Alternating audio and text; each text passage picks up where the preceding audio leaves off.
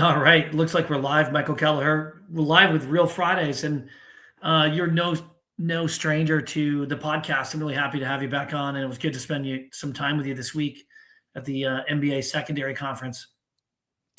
Yeah, appreciate it. Happy to be here. The secondary conference was certainly active and got to run into you quite a few times. So I enjoyed it. It was hot. Now, obviously, Mark Trachtenberg and Silk Title brought a bunch of us to the game, the Knicks game, which was amazing, by the way. You didn't show up. Were you there? Did you come after? Were you there? Oh, you were there. No, you weren't there. It was me, Brock. No, Yeah. you were there. You were there. What am I talking about? You were there. You were sitting right there because I think you came late because there was a period of time when Mark was like, "Where's Michael?" And then Miami Mike showed up. That's why I got confused. Like Michael Kelleher that I know did not show up, but Miami Mike did show up. So I totally got confused.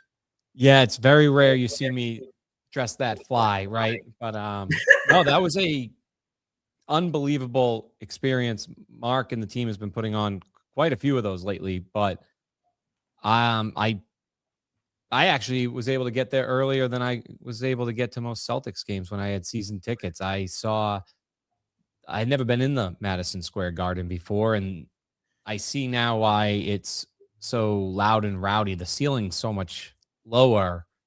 It's almost like being in a theater. And then they do a lot of different entertainment throughout the game. And good thing, some people I think might have left, but that was a game where you had all the reason to leave in the fourth quarter, and they just willed themselves. What was it, a 44-11 run at the end?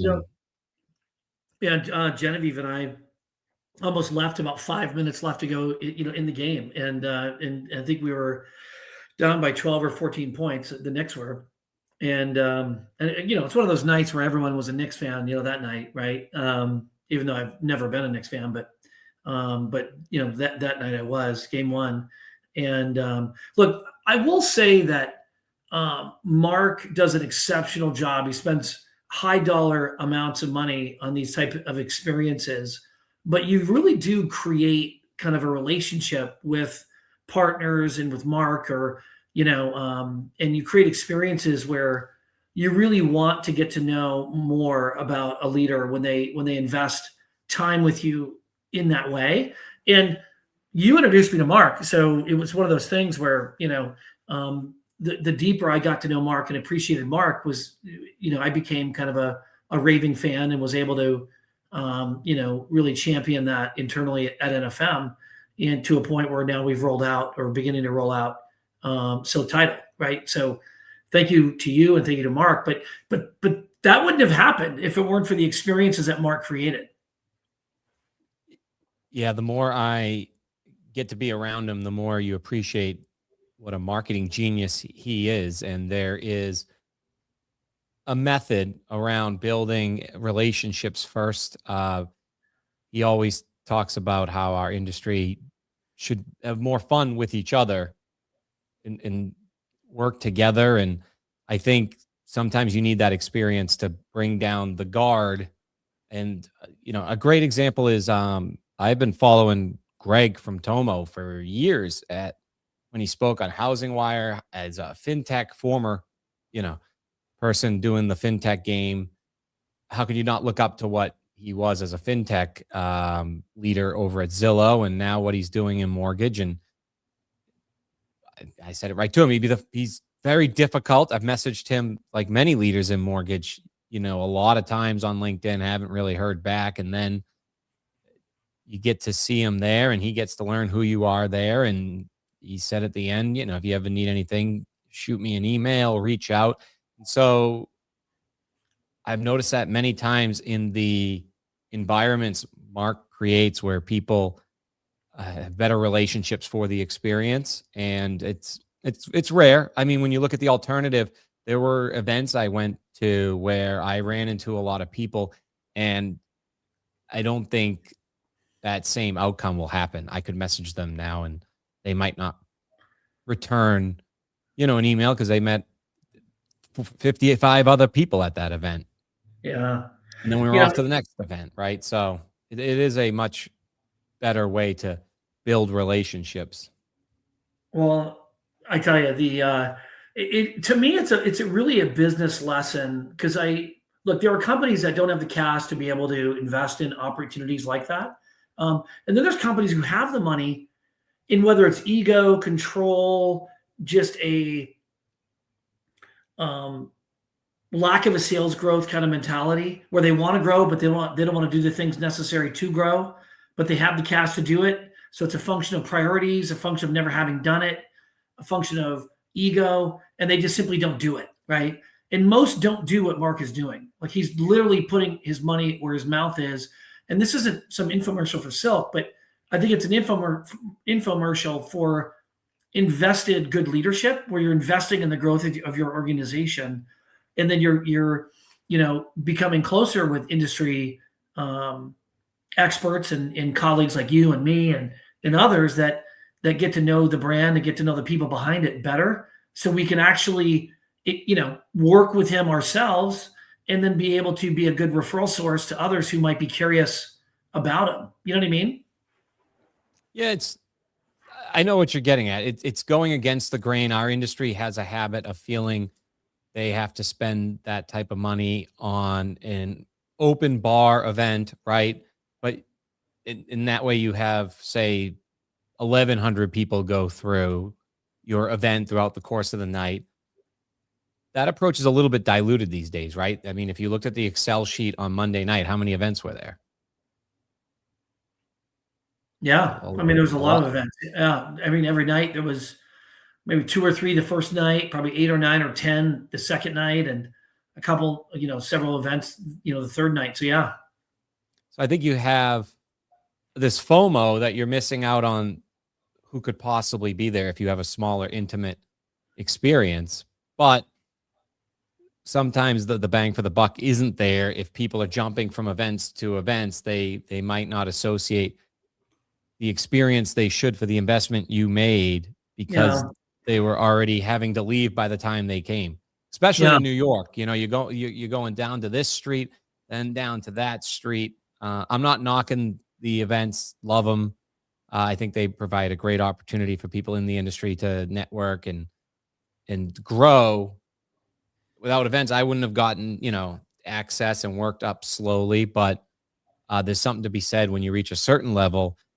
I think more vendors should focus on experiences and try and find ways to reward people that are genuinely care about this industry, share same goals and visions, and give them opportunities to enjoy an experience together so that after the experience, they're closer, they're communicating better, they can grow together, we can all grow together. That's the feeling I get around experiences versus events.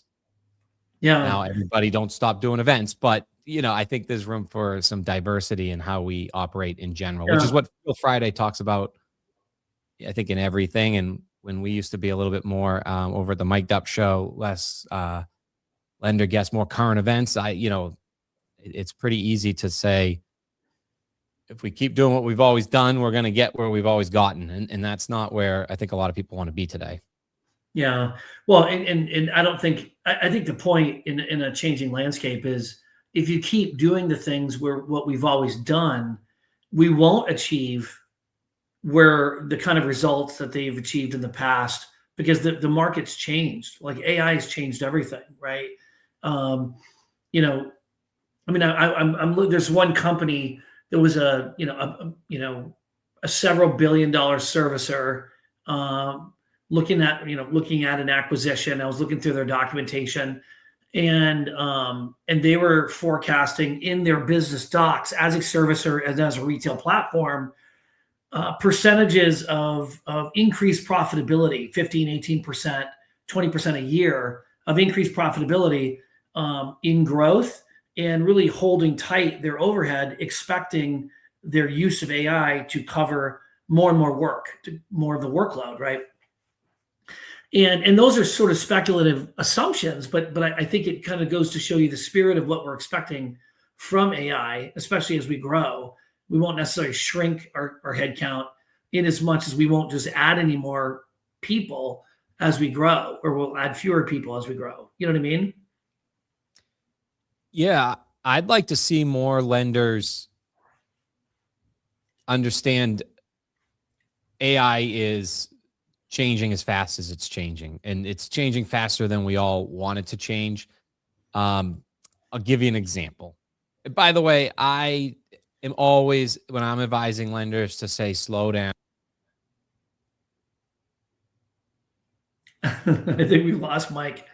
I think what he was saying was when he advises lenders to kind of slow down to go fast. I think that's one of the things that that's one of the things that they can do. In fact, I think I'm going to try to add Michael back. I just added you back. I started to say slow down. The AI world heard me and disconnected me. But I was saying, I saw really, like, if you're a lender and you're not on X, I feel you're doing yourself a disservice. You don't need to post on X, but you should at least be checking it out. It reveals a lot more than it seems to be ahead a little bit of where the mainstream articles are. But Google is going to have, I think this is very interesting. So Google is going to be releasing to 3 local zip code type services. I think it's like auto body, and let's call it roofing, where the consumer now, when they search it, they'll click a button, and AI voice is going to call and interview 5 or 6 competitors in the area, and go back to the consumer and give a whole write-up on its recommendation using AI and what the services are, who the person to talk to is. And the natural progression, reading the comments out of this, is how fast, and we know this from our world, are the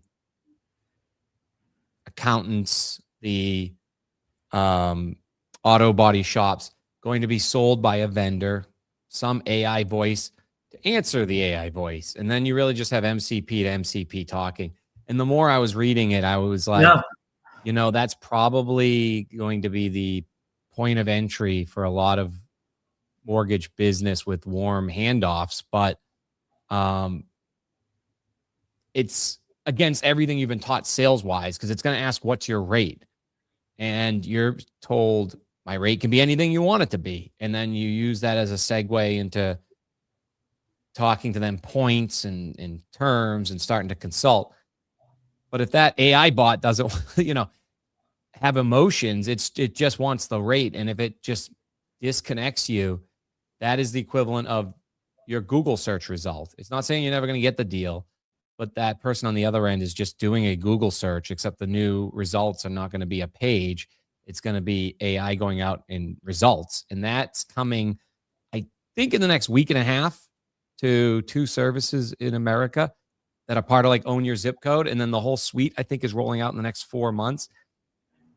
That is that to me is that where you, is that what's the application for mortgage? What's the application for, like, if a consumer searches, I'm looking to get a mortgage, and then somehow there's give me the application for mortgage, either for lenders or for consumers. I think it'll just replace, I don't know the stats at your company, but who searches who is a loan officer in my area is where that will replace. So rather than showing the 5 closest loan officers, it'll ask what you're looking for, and then it will go make the calls to 5 people that have done everything right. So your my Google business still matters. To me, like a custom, like, so they'll almost pre-qualify loan officers for me as the consumer looking for a mortgage loan officer. I'm looking for a VA loan. I'm a veteran, and so they'll maybe contact the top VA loan officers in the area. It'll be interesting to see how they actually sort that out, because everyone's going to say, like, yeah, let me talk to the consumer. I'd love to talk to them. Same way today. There'll be organic, meaning if you mailed back your Google My Business by zip code, I'm sure every branch in NFM does it. If not, each branch should have its own DBA so that you're doing that. And then it will go paid ads. So you will be paid to be on there. The part that everybody's going to get frustrated with is it's going to be designed by a Google advertisement engineer. not Yeah. anybody with mortgage experience or anybody with painting experience when it reaches out to painters. But that would be what it's going to, just like when you say, who is a painter in Swampscott? It's now going to say how many square feet, what type, and then it's going to make calls. Google's going to determine what's valuable to you. And it's going to come back and say, if they use Benjamin Moore, it's going to be this. If they use that, it's going to be that. Because Google then wants you to keep Googling, like what's Benjamin Moore? Well, and I think to the point though, I think that AI it improves with data, right? So the more data, the more interaction, the more it'll learn either questions to ask or based on the responses from consumers. I think the results are going to get more and more acute, like it more acutely relevant to the consumer. I mean, that's their big piece was one. It's definitely going to end up being like, so in NFM's definitely, this large company built to scale. You'll probably be one of the first to market to have some solution that answers those calls. So then you can get it back to the way it was, where the loan officer is actually talking to somebody. But in the meantime, it was saying 70% of these auto body mechanic people that are picking up the phone, as soon as they hear Google, they hang up because Google usually sells them stuff. So they have to now train themselves to make sure that they're at least answering and coaching it to come up in the results. And yeah, that'll just be in the script though. That hi Mike, the automotive mechanic. This is Google calling on behalf of a consumer looking for transmission repair or body repair. Do you do that? And Mike, the mechanic's going to say, yeah, we do that. Or no, but I'd recommend going to Brock Cassidy's, auto body shop down the road. Oh, okay, thank you. Hang up the phone. And then so it's going to learn within that zip code of those either references or just whatever else is registered there. I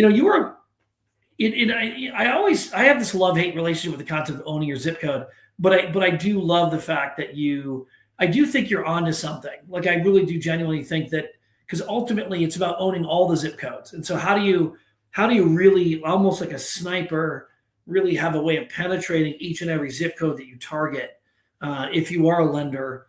And because that's the name of the game, right? Especially in a rising rate environment. You might have a loan officer in Knoxville, Tennessee, who's like, well, gosh, it's becoming more competitive, or I'm not able to do the loan because the market isn't handing me loans. Yeah. Therefore, how do I own my zip code, regardless of the rate environment? Yeah, I think that's sort of what I've been hinting at. It's not just winning the zip code. It's the mentality of the IMB on how we're going to win this, like actually writing down the plan like we're attacking a battlefield. The loan officer should be in charge of the zip code. The branch manager should be assigned zip codes. It should be okay. You don't need to have a zip code you're not going to win. You don't need the branch manager focusing on 01970 if there's no loan officers there. Triple down on 01907 and really win it. Don't say you're going to win it and start putting some zip codes on the board. I'll give you a great story. So I went and I spoke at an IMB who was releasing one of my clients' softwares. And so I got to speak on, it came in as own your zip code, but I focused entirely on this beautiful 20-minute presentation I wrote on podcasting, everything I've learned from the 4 years of podcasting. You could probably speak a lot on podcasting as well. And the part that, less than 1% do more than 5 episodes. And then 90% of those quit by 21 episodes. So just globally, if you make it to 22, which you did, congratulations, you're in the top 1%. Think about that in the zip code. You're probably in the 0.01%. So I just said, raise your hand in front of 70 loan officers. Raise your hand if you have an active podcast that is at least on the 5th episode and you're wondering if you're going to make it to your 6th. Yeah. None raised their hands. Not one loan officer had a podcast.